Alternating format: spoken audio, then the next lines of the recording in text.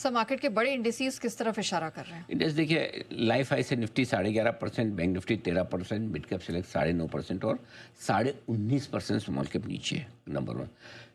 परसों चारों इंडेक्स ऊपर बंद हुए। Nifty 0.25%, bank Nifty 2%, mid cap select भी 2% और 2.5-3% स्मॉल कैप। लगातार दूसरे दिन 3 इंडेक्स में तेजी रही, वो है निफ्टी, बैंक निफ्टी और मिड कैप। और तीनों ही इंडेक्स ने दूसरे दिन हायर हाई हायर लो बनाकर मजबूती के संकेत दी। निफ्टी ने बुधवार को इंट्राडे का में एक हफ्ते का हाई बनाया 23,465 और 23,350 23,500 की जो रुकावट की रेंज थी, जहाँ तक एक करेक्शन पूरा होना चाहिए था 1/3, वहाँ पहुँचा भी। सिमिलरली बैंक निफ्टी भी बुधवार को 54,150 54,400 की रुकावट की रेंज जो ऊपर की है वहाँ तक पहुँचा भी। मिड कैप सेलेक्ट ने भी इंट्राडे में एक 12,866 का हाई बनाया और ये भी 12,750 12,800 की रुकावट की रेंज में ऊपरी रेंज में पहुँचा भी। स्मॉल कैप इंडेक्स की रुकावट की रेंज ऊपरी है 15,900 16,000। सो बेसिकली 1/3 जितना उन्होंने गंवाया था युद्ध शुरू होने से लेके, उसका 2 दिन में 1/3 कवर कर लिया।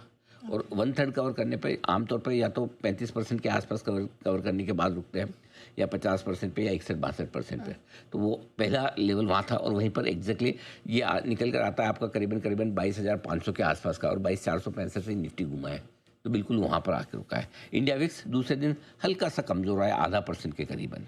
सर दूसरे दिन हमने ओवरसोल्ड निफ्टी से रिकवरी देखी, इसके आपने डीप एनालिसिस भी रखी थी। उसको एक बार मैं आपको रिवाइज कर दूं, 2 तरीके से ओवरसोल्ड हुआ था निफ्टी। पहला विक्स में 23 मार्च को इंट्राडे में विक्स ने 1 साल का हाई बनाया था 27-17 का जी, ठीक है।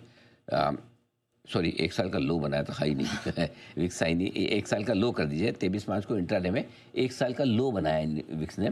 और 4 जून को 2024 को लोकसभा चुनाव के बाद सॉरी माय मिस्टेक, विक्स का हाई है, आरएसआई का लो, विक्स का हाई बराबर है, सॉरी। 23 मार्च को इंट्राडे का हाई ही बनाया था 27-17 पे। 4 जून 2024 को विक्स हाईएस्ट लेवल पे पहुंचा था। उसके बाद निफ्टी उस दिन 6% घटा रहा, लेकिन उसके बाद एक महीने में निफ्टी दौड़ा 2400 पॉइंट यानी 11%। ये तो हो गया विक्स के हिसाब से। जब विक्स हाई बनाता है तो निफ्टी की गिरावट थमती है। दूसरा है जब आरएसआई लो बनाता है तो निफ्टी में रिकवरी आती है। अब ये दूसरे पॉइंट से देखिए, आरएसआई 30 के नीचे आते ही निफ्टी ओवरसोल्ड होने लगता है। 2022 से लेकर अब तक 7 बार निफ्टी आरएसआई 30 के नीचे आया और इस बार 9 मार्च को 28 पर आया था। 7 में से 6 बार ऐसा हुआ जब भी ओवरसोल्ड होता है तगड़ी रिकवरी आती है। सिर्फ एक बार अक्टूबर 2024 में छोड़ दीजिए जब नई रिकवरी आई।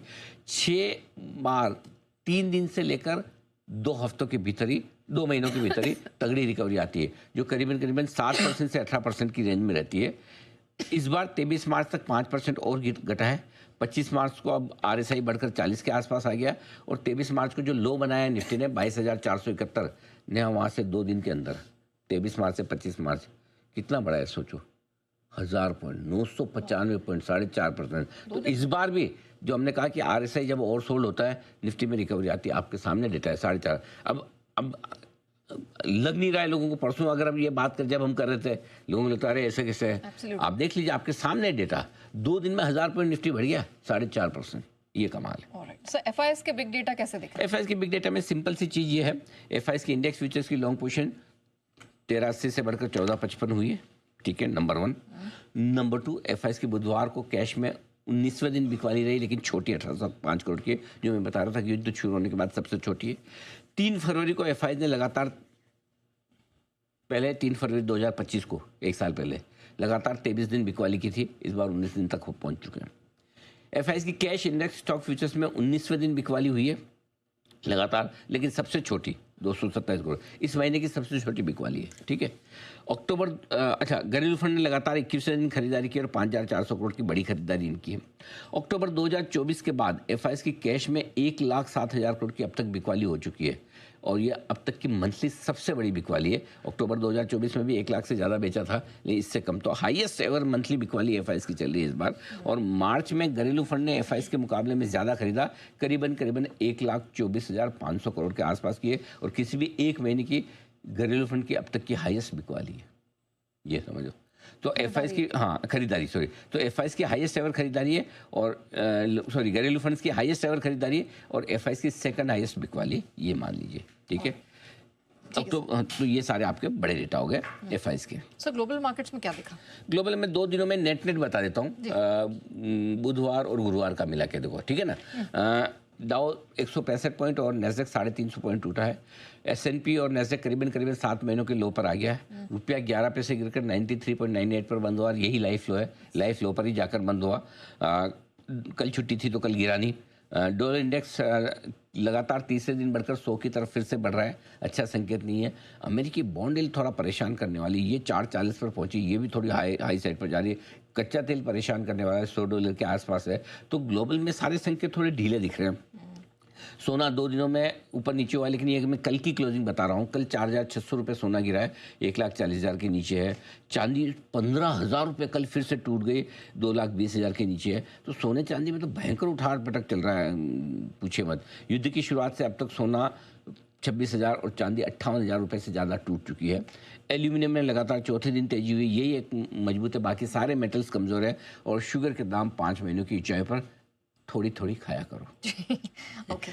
अच्छा सर, मुझे ये बताइए, अब जैसे गिफ्ट निफ्टी क्यूज दे रहा है, अगर एक गैप डाउन ओपनिंग होती है, बेचना है खरीदना है? गैप डाउन ओपनिंग पे देखिए, मेरा सिंपल सा एक फॉर्मूला है, और वो आप सोचेंगे सुनेंगे तो सरप्राइज भी रह जाएंगे, बोले ऐसा कैसे? ऐसा तो आप कभी नहीं करते थे, बड़े दिनों से नहीं किया, लेकिन आज कर रहा हूँ। जितना ज़्यादा नीचे खुले उतना खरीदने के लिए बेहतर, जितनी बड़ी गैप डाउन ओपनिंग मिले उतना है। क्योंकि 2 दिनों से एक चीज़ है कि एक शॉर्ट टर्म ट्रेंड थोड़ा सा आपके लिए खरीदारी का बना है। ऐसे में बड़ा गैप डाउन चाहिए, छोटा नहीं चाहिए। बड़ा मिले तो अच्छा है, जितना बड़ा मिले और जितना मजबूत सपोर्ट लेवल के आसपास आ जाए वहाँ खरीदारी। देखिए सी, आपके लिए आज नेगेटिव क्या है? अगर ऐसा देखा जाए तो मेरे लिए नेगेटिव एक ही है, $3 बढ़ा हुआ क्रूड। करेक्ट। जो बुधवार को मैं छोड़ के गया था इसको 3:30 बजे 97 पे, अभी आया हूँ तो 100 पे। बाकी एफ ने तो नहीं बेचा, नहीं। बाकी 2 दिन में डाउ 150 गिरा, क्या फर्क पड़ता है? उससे ज़्यादा तो फ्यूचर ऊपर है। करेक्ट, बराबर ना? तो ऐसा और क्या बदला? अच्छा, स्टेटमेंट तो दोनों तरफ के आ रहे हैं। पॉजिटिव साइड से देखो तो आपका 10 दिन का सीज फायर बढ़ गया, पॉजिटिव साइड पे देखो तो हमारे लिए और खुल गया, कुछ और देशों के लिए खुल गया, खुद अमेरिका को बोल रहा हूँ मेरे लिए भी खुल गया। तो ऐसा देखा जाए तो कोई बड़ा नेगेटिव नहीं है। अच्छा, बड़ा नेगेटिव क्या है? ऐसा बड़ा नेगेटिव क्या है आपके? ये क्या, ईरान मान नहीं रहा जी मैं शांति करूँ, यही है ना? लेकिन ईरान ने भी पहली बार ये तो बोला कि ये मेरे 5 पॉइंट है, आप इस पर एग्री करो तो बात करते हैं। ओके, करे तो मेरे हिसाब से यही अगर कच्चा तेल 90 हो जाता ना तो एकदम सब डांस करने लगते हैं। हाँ सही बात है। तो कई बार क्या होता है कि आपको मार्केट या इंडिकेटर कुछ अलग दिखा रहे हैं, तो इंटरनली देखेंगे तो खबरें खराब नहीं है। ठीक है, क्लियर है? इसलिए मैं बोल रहा हूँ जितना ज़्यादा नीचे खुले उतना जल्दी खरीदेंगे, सब मजबूत सपोर्ट लेवल पे खरीदारी करेंगे। बाजार एकदम टूटेगा नहीं, लेकिन वोलेटाइल रह सकता है। देखो वोलेटिलिटी में मना नहीं कर रहा, उतार चढ़ाव रहेगा। उसके 2-3 रीजन है, क्रूड, ट्रम्प, वीकेंड सेशन, दोनों तरफ ट्रेडिंग के मौके मिलेंगे आपको। और जैसा मैं कह भी रहा हूँ कि वीकेंड सेशन है तो ऊपर अटकेगा भी, थोड़ा बढ़ेगा, वापस 23,500 के नज़दीक आया तो प्रॉफिट बुक करने वाले भी मिलेंगे। यार जान छुट्टी, परसों तो रह गया था, आज बेच देते हैं। ये सारी चीज़ें होंगी लाइफ में। करेक्ट। सबसे बढ़िया चीज़ क्या है नेहा, जो लास्ट ने बड़ी काम की है, खबरों पर, जो युद्ध की खबरों पर, ट्रंप के स्टेटमेंट पे मार्केट के रिएक्शन अब कम हो रहे हैं, पॉजिटिव साइड पे भी नेगेटिव साइड पे भी। युद्ध को लेकर भी रिएक्शन, तो धीमे धीमे क्या युद्ध हमारी ज़िंदगी का एक हिस्सा बन रहा है। ट्रंप के ट्वीट हमारी ज़िंदगी का हिस्सा बन रहे हैं, ईरान के स्टेटमेंट हमारी ज़िंदगी का हिस्सा बन रहे हैं। तो अब हम सुनते हैं, पढ़ते हैं, अच्छा ये बोला, विचलित नहीं होते, गेटिंग यूज्ड टू इट, अति उत्साहित नहीं होते। आप देखो ऐसा वो 10 दिन सीज भाई ये ऐसा नहीं आ रहा है किसी को।